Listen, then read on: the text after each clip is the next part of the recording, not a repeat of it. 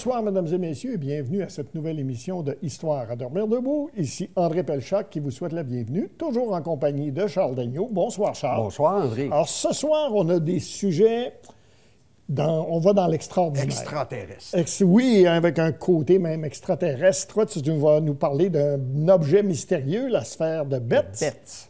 Et moi, je vais parler de quelque chose qui est beaucoup dans les cinémas ces temps-ci, et à la télévision, les super-héros.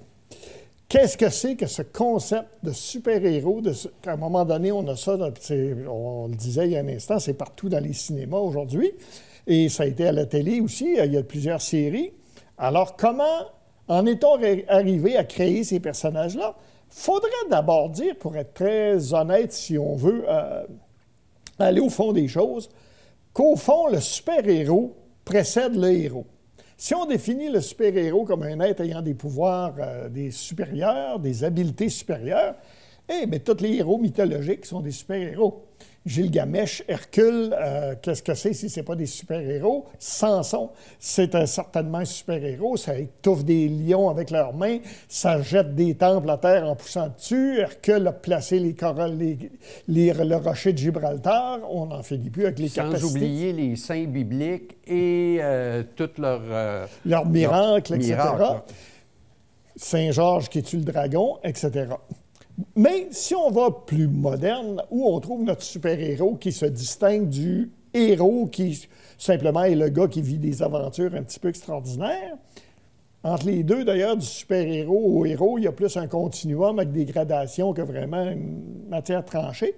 Mais selon le grand intellectuel italien Umberto Eco, le premier super-héros de la littérature occidentale, parce que les super-héros, on lit souvent ça aux bandes dessinées, mais ils n'apparaissent pas dans les bandes dessinées, ils apparaissent dans les romans, c'est dans le roman Les Mystères de Paris de Eugène Sue, paru au 19e siècle, en feuilleton, où on a un personnage qui s'appelle Son Altesse Royale Gustave Rodolphe, qui est un prince allemand, qui est un champion de boxe, qui a toutes sortes de connaissances et qui vit sous une identité cachée à Paris, où il punit des méchants, il fait la justice finalement, et il se permet tout ce que la loi n'ose pas se permettre, finalement, pour punir les méchants. Donc, Umberto Eco, voit en lui le premier super-héros et le rapproche du surhomme du philosophe Nietzsche, qui va inventer cette notion-là, le surhumain, parce qu'il se permet des choses que la société n'autoriserait pas. Comme on en a déjà parlé, moi, je pense que Eco se trompe. Le premier super-héros n'est pas M. Rodolphe, mais bel et bien Spring-Heeled Jack, un personnage britannique dont on a déjà parlé on en a parlé l'an dernier. C'est un personnage qui a commencé par être une légende urbaine avant de devenir un héros de feuilleton. Et puis finalement, d'abord un méchant, puis ensuite un héros, et qui avait un costume un peu à la Batman, et des bottes à ressort qui lui permettaient de sauter par-dessus les murs, etc. Mais c'est pas mal à la même époque, de toute façon, que le sieur Rodolphe. On parle de légendes urbaines qui deviennent des super-héros. Il arrive quelque chose comme ça aussi, à Paris, en 1867. Une légende, une femme masquée parcourt la ville à cheval. Certains la décrivent armée de sabres. Et il y a des journaux qui vont lui courir après pendant 1 an et demi pour savoir c'est qui était l'Amazone masquée. Et ça ne sera jamais élucidé, là, mais c'est un phénomène médiatique un peu à la Jack l'Éventreur. Et après ça, on a aussi à la même époque Alexandre Dumas, qui va créer le Comte de Monte-Cristo. Et puis après ça, bon, les Trois Mousquetaires, on dit de lui que c'est le grand-père de tous les super-héros, Alexandre Dumas. C'est parce que c'est un roman qui va s'exporter aux États-Unis, qui va avoir beaucoup d'influence. La France va jouer un très grand rôle dans la genèse des super-héros. En 1909, on a notre première super-héroïne de roman. Elle s'appelle Loisel, féminin de oiseau. Alors, c'est créé par un René Gouraud d'Ablancourt, une femme écrivaine qui écrit sous le pseudonyme masculin de René d'Anjou. Et Loisel suit les aventures de Vega et Ortega. Vega de Ortega, une femme en combinaison noire, aile de métal, ceinture à gadget, vision nocturne et mentor télépathe, qui survole la capitale parisienne. Comment ne pas voir une super-héroïne? Et comme un critique qui dit, quand on lit ça, on se dit, où est le film? Parenthèse, du même ordre, un super-héros qu'on parle presque jamais, Sherlock Holmes, c'était pas un super-héros physique, c'est un super-héros intellectuel. C'est tout à fait dans la même période, toujours. On a aussi en 1911 le Nyctalope, encore un héros français, créé par Jean de la Hire, et en 1911, et qui est souvent considéré comme le premier super-héros français. Et c'est le premier où on a un univers partagé avec des personnages secondaires, dans une trentaine de romans. Nyctalope est un héros qui, suite à une tentative d'assassinat, a vu son corps remplacé par un organe mécanique, son cœur remplacé par un organe mécanique. Ses yeux affectés lui permettent de voir la nuit. Et il est à la fois super-héros et explorateur, avec des aventures sur Mars, contre des hommes requins, etc. Ça ressemble un peu à Iron Man aussi, l'homme gadget un peu. Oui. Après la Deuxième Guerre mondiale, parce qu'il va mal finir, Jean de la Hire, il va être condamné pour collaboration à la sortie de la Deuxième Guerre mondiale. Mais après la Deuxième Guerre mondiale, on a Fantax, dans une bande dessinée de 1946, costume noir et rouge, et ça ressemble un peu à Batman comme personnage, mais un petit peu Arsène Lupin également. Et donc, on a un super-héros, et on va le voir antifasciste, on est après la guerre, et on va le voir se battre même contre le Ku Klux Klan aux États-Unis. Alors, et son créateur va être un des premiers aussi à faire amener les super-héros Marvel en France, quelques années plus tard. Alors ça, c'est... donc, on a on redécouvre ces temps-ci, il y a une recherche qui se fait en France et on redécouvre ces personnages-là pour rappeler au public français que non, il n'y a pas juste les Américains qui ont créé des super-héros, c'est pas entièrement d'eux autres. Un paradoxe des super-héros, c'est qu'il doit toujours...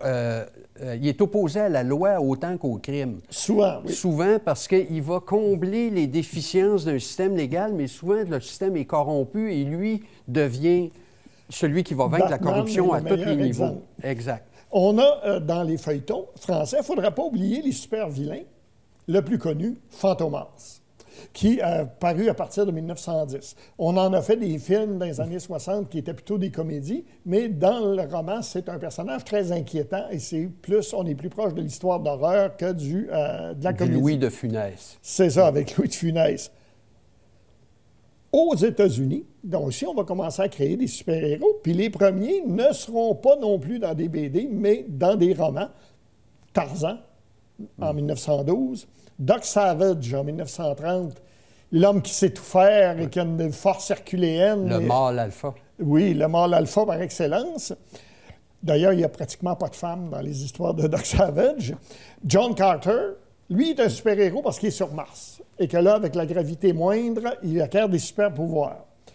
On pourrait parler de Zorro, le premier personnage masqué, double identité, etc., 1909.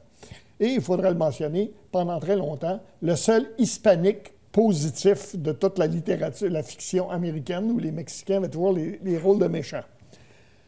Les BD, on va voir arriver des super-héros à la fin des années 20. Le premier, Mandrake le magicien.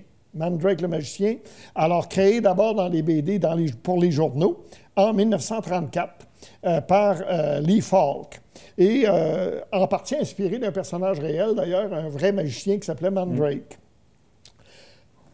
Lee Falk va en créer un autre, tout aussi célèbre, le Fantôme. Super-héros plus classique, puisque lui, il porte un masque. Par contre, on ne sait jamais, il y a une identité secrète, mais on ne la sait jamais. Tout ce qu'on sait, c'est que des fois, on le voit en trench avec des lunettes fumées. Monsieur Walker, c'est tout ce qu'on sait. Il n'hésite pas à descendre la concurrence parce qu'il est armé de 2 Colt 45. Oui, contrairement à la plupart des super-héros, il y a une arme à feu.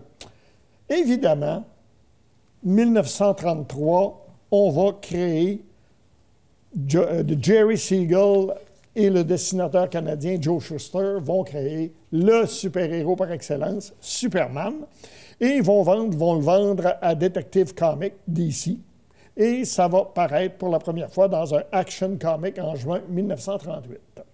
Ça vaut une fortune, le numéro en question aujourd'hui.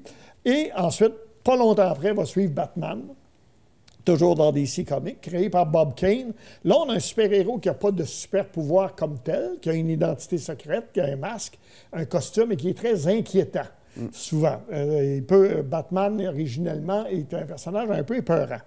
La première super-héroïne des BD américaines, Wonder Woman, 1940, créée par William Moulton Marston sous le pseudonyme de Charles Moulton. Ça apparaît pour la première fois en octobre 1941. Signalons que Charles Moulton est aussi un des inventeurs du polygraphe ou détecteur de mensonges. Ce qui est drôle parce que Wonder Woman utilise un lasso qui fait dire la vérité à ses adversaires. Va apparaître aussi des premiers personnages qui vont réapparaître dans Marvel plus tard. Captain America, créé durant la Deuxième Guerre mondiale par Stan Lee, par le scénariste Joe Simon, et le dessinateur Jack Kirby, paru en 40. Donc, on a déjà le combat les méchants, fascistes, etc. Et Namor, le Submariner, le personnage roi de l'Atlantide, créé à la même période. On pense que les films de super-héros sont récents? Pas du tout. Dès 1939, on commence à voir des serial movies. Ça, c'était des feuilletons qui étaient diffusés par épisode avant le film principal au cinéma. Ça incitait les gens à revenir. Et donc, on va voir apparaître tout d'abord Le Fantôme, de 1939, puis Superman, très vite, qui vole là, dans ces films-là. Et il va y avoir une version dessin animé aussi, en 1941, pour les cinémas, de Superman, qui est extrêmement bien faite. D'ailleurs, aujourd'hui, ça se laisse regarder sans problème. Un classique. Captain Marvel, Shazam, comme on le connaît plus aujourd'hui, va apparaître en 1941 aussi. À savoir que Shazam a causé des poursuites entre l'entreprise qui le publiait et DC Comics, parce qu'on disait chez DC Comics qu'il copiait Superman, et pire, il était plus populaire que Superman à une certaine époque. Mais éventuellement, DC va racheter l'autre entreprise, et là, ça va calmer les enjeux. Batman, 1943, au cinéma également. Dans le film, par contre, Batman est un agent du gouvernement et il combat de méchants espions japonais. Captain America, 1944, mais sans bouclier, mais avec un revolver. C'est un petit peu différent. Et la première série de télévisée de super-héros va apparaître en 1952. Ça s'appelle Commando Cody. Ça va commencer par être un film pour le cinéma, puis on va le transférer à la télévision en 1952. Et Commando Cody possède un jetpack qui lui permet de voler. On pourrait le rapprocher un petit peu d'Iron Man, puis il combat toutes sortes de menaces, généralement extraterrestres. On pourrait être porté à penser que les super-héros sont uniquement américains. Eh bien non. Il y a beaucoup de pays qui ont leur propre tradition de super-héros. Au premier, Seigneur tout honneur, le Mexique, avec le personnage de El Santo, de son vrai nom Rodolfo Guzmán Huerta, qui est un lutteur professionnel, qui luttait avec un masque sous le nom de El Santo. C'est le premier à avoir vu la ressemblance entre l'univers des super-héros et celui de la lutte. Et donc, en tant que lutteur, il s'est dit « pourquoi pas ?» et il a fait produire ses propres films où il se mettait en scène comme super-héros, toujours dans son personnage El Santo. Alors, il combat toutes sortes de monstres, il voyage dans le temps, il fait toutes sortes de choses. Et il s'est trouvé un réalisateur, René Cardenas, qui a réalisé une quinzaine de films qui ont été diffusés largement dans le monde. Moi, j'en ai vu quand j'étais petit. Et puisque Cardenas était parti sur cette ligne-là, il a dit « OK, un lutteur comme super-héros, parfois avec d'autres d'ailleurs de ses copains lutteurs, pourquoi pas deux filles? Las luchadoras, les lutteuses. » Alors, deux jolies lutteuses qui, dans 1964, apparaissent sur les écrans et font la même chose qu'El Santo, combattent des monstres, des savants fous, etc., tout en faisant une carrière de lutteuse. Mais après ça, deux filles? Oui, mais pourquoi pas une fille? La Mujer Murciélago, la femme chauve-souris, autrement dit la Batwoman mexicaine, 1968. Alors là, on a une femme en costume à la Batwoman qui combat aussi des monstres et toutes sortes de savants fous, et avec un costume que je qualifierais, joué par une plantureuse actrice qui s'appelait Maura Monti, et je dirais un costume nettement conçu en fonction d'un public majoritairement masculin. Rocambole, vieux personnage de feuilleton français, en 1967, apparaît sur les écrans mexicains, mais là, il est devenu un héros en costume avec un masque dans la pure tradition super-héros. Et finalement, le principal héros mexicain, un autre héros mexicain, Calimán, qui lui vient des bandes dessinées, l'homme incroyable, qui est un super-héros qui descend d'un pharaon égyptien, qui a toutes sortes de pouvoirs mystiques. Alors, c'est un représentant de la culture pop mexicaine. Autre pays ayant des super-héros, il faut mentionner le Japon. Alors, le Japon nous apparaît d'abord, à la fin des années 50, un personnage qui s'appelle Starman, qui est un genre de Superman envoyé par un conseil galactique d'extraterrestres et qui a presque les mêmes pouvoirs que Superman. Il est invulnérable, etc. Il apparaît dans des films. Son nom n'est jamais dans le titre, mais c'est le même personnage. Marine Boy va être le premier super-héros japonais qu'on va voir à la télévision, en dessin animé. Le premier animé, en fait, qu'on connaît de ce côté-ci. Alors, lui, c'est un jeune homme qui peut respirer sous l'eau grâce à ce qu'ils appellent une espèce de gomme à mâcher, qu'il appelle l'oxygum, et qui affronte toutes sortes de monstres également, avec des bottes à réaction, etc., sous l'eau. Évidemment, notre génération, tout le monde se souvient de Ultraman. Ultraman, super-héros géant qui nous vient d'origine extraterrestre, qui aide une patrouille scientifique. Et il y a toujours un monstre quelque part qui apparaît que Ultraman doit combattre. Tous les monstres ont un nom. Oui, toujours. Un nom. Et on démolit la moitié de Tokyo à chaque fois. Ultraman a duré longtemps. Il y a eu trois téléséries. Et en plus, il y a eu des films, beaucoup de films, jusque certains récemment, d'ailleurs, qui utilisent les technologies numériques modernes. Là. Alors donc, c'est un personnage qui dure, Ultraman. Et tout le monde se souvient des années 80, se souvient de la folie Goldorak. Robot géant d'origine extraterrestre encore. Au pays des lutteurs de sumo, on dirait que le super-héros ne peut pas être de taille normale. Il faut que ce soit un géant.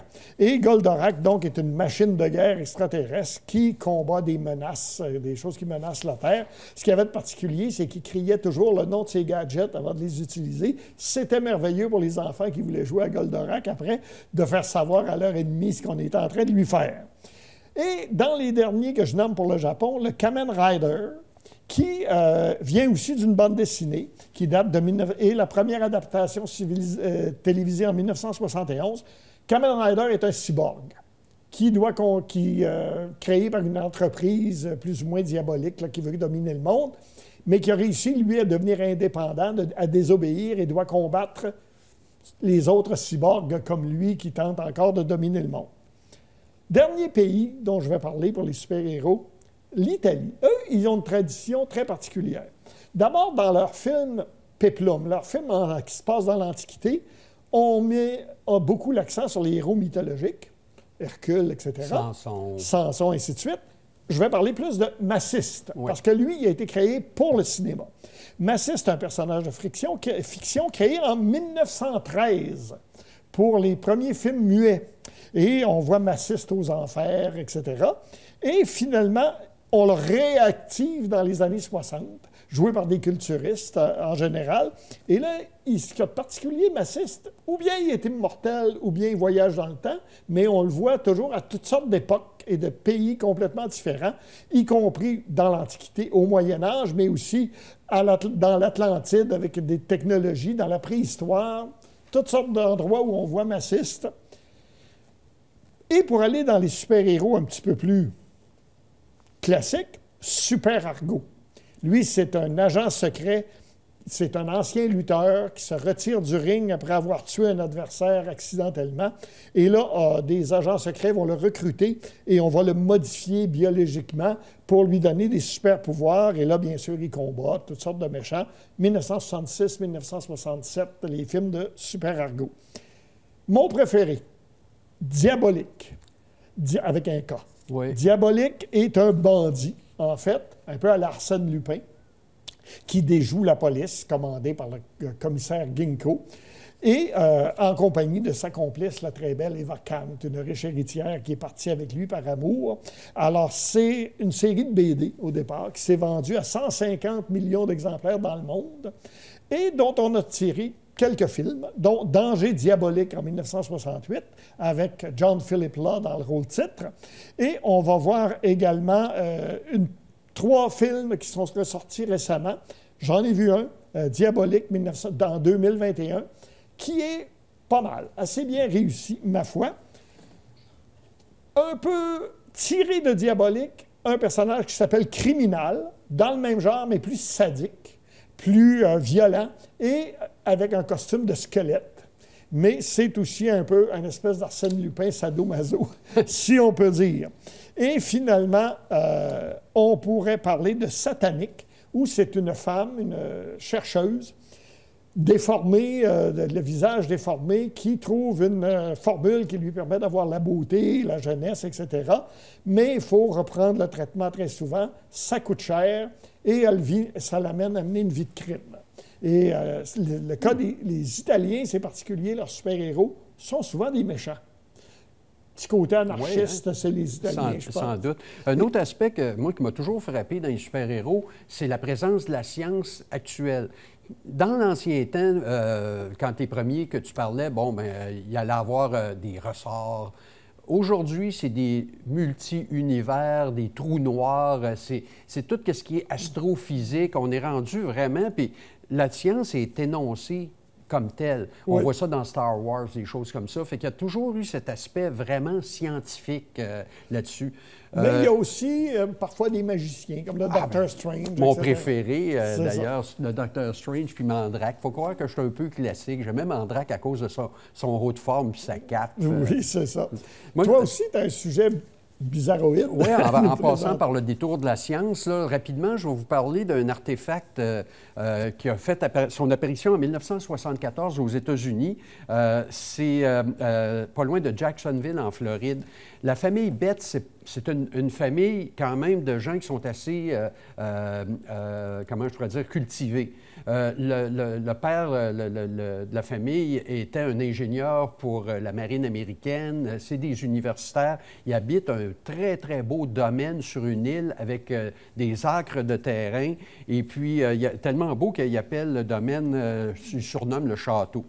En 1974, au printemps, il y a un feu de broussailles énorme qui se déclare et l'île y passe pratiquement au complet. Une fois le tout éteint puis l'alarme passée, on découvre un endroit, une sphère à peu près 10 pouces, c'est quoi en centimètres, là, en tout cas, un peu comme un gros boulet. 20 cm. 20 cm. Hein. Et puis, il y a de l'air à être en aluminium, aucun orifice, il n'y a rien, sauf un triangle qui est gravé dessus. Quand ils la prennent, ils s'aperçoivent qu'elle est beaucoup plus lourde que ce qu'elle devrait être. Et puis, je me demande si le lieu de l'ignition où a démarré le feu, c'était pas à l'endroit où était cette boule-là. On ne le dit pas. L'histoire ne le dit pas. Combien de temps on peut s'intéresser à une boule de métal qu'on trouve après 2-3 jours? Ils l'ont mis sur le bord d'une fenêtre. Puis, ça m'étonne encore dans l'histoire qu'ils n'aient pas appelé les médias immédiatement, mais c'est venu plus tard, là.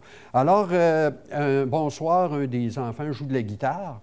Et puis, ils entendent une réverbération, on se demande ce que c'est, puis s'aperçoivent que la sphère répond musicalement à certaines notes. On commence à se poser des questions, et puis commence à tripoter l'objet en question, puis ils découvrent que la sphère est capable d'arrêter elle-même quand elle roule, est capable de changer de direction, de suivre, et puis de s'animer elle-même. Elle évite les bords de table. Si tu la mets sur une table, ta pouce, ça va arrêter, elle ne tombera jamais comme si elle tentait de se protéger. C'est ça qu'ils disent ici. Les portes de la maison commencent à se fermer tout seules. Ils entendent de la musique d'orgue durant la nuit. Le chien est fou, il réagit aux vibrations de la sphère. Ça résonne comme une cloche quand on la frappe. Elle conserve sa chaleur très, très longtemps.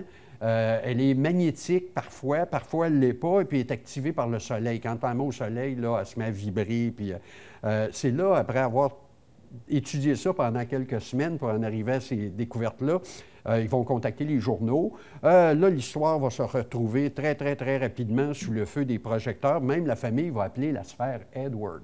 Là, ça cogne à la porte un bonjour, puis là, c'est une organisation dont le premier nom rime avec oncle et puis le deuxième nom avec Sam. Autrement dit, c'est l'US Navy qui débarque. Eux autres, ils sont déjà mêlés au UFO avec le projet Blue Book. Et puis, ils ont décidé de venir chercher la sphère et de s'en emparer. Pas question. Comme on a affaire à des intellectuels, ils vont refuser de la remettre. Et puis, là, va se déclarer une saga. Ça va même passer par le prestigieux National Enquirer, qui est à peu près un journal de la sensation. Oui, et puis, ils vont offrir 50 000 qui pourra démontrer l'existence de la vie extraterrestre. Alors, la sphère est amenée sur place par les Betts dans l'espoir d'en apprendre plus sur l'objet. Mais parmi le panel, il y a le fameux Dr. Hynek, qui, lui, est le directeur du Blue Book, qui est encore dans le game, puis 3 autres savants, dont un qui a déjà étudié de la sphère. Là, pendant que tout ça se fait, le téléphone sonne, urgence en Floride, il doit retourner parce que sa mère est malade, elle a eu un accident, quelque chose comme ça. Il s'en va, devine, il laisse la sphère là. OK? Bon, rapidement, c'était une manigance. L'US Navy s'est encore emparé de l'objet en question. Il faut dire qu'il y a eu des radiographies qui ont été prises auparavant. La sphère n'a aucun joint apparent, pourtant elle est creuse. À l'intérieur, il y a 3 autres sphères qui sont reliées par des fils. Ça, c'est moi, j'ai pensé tout de suite impression 3D, mais là, on est en 1974. Donc, c'est encore un combat contre l'US Navy. Justement, ils récupèrent la sphère, mais c'est plus celle-là. Maintenant, elle n'a plus aucun effet. Il y a un joint dessus. On a fait le vieux switcheroo. Et puis, on a gardé l'artefact qui est probablement demeuré dans les mains du Dr. Hynek parce que sa famille a dit que la sphère était là. Puis, elle a disparu dans l'histoire. Qu'est-ce qui est devenu de ça? La famille Betts dit que c'est pas la même. D'ailleurs, ça a été une malédiction pour cette famille-là. Hein? Soit dit en passant, là, ça a très mal fini. Ils ont vendu le domaine et puis ils ont disparu carrément parce que là, ils ont même été attaqués. Il y a des puissances étrangères qui sont venues pour essayer d'acheter ça à coups de millions. Et puis, il a mangé une volée à un moment donné avec un gars qui se faisait passer pour un livreur. Alors, nous autres, c'est à nous de disparaître. Alors, mesdames et messieurs, restez à l'antenne de TVCBF et à la semaine prochaine.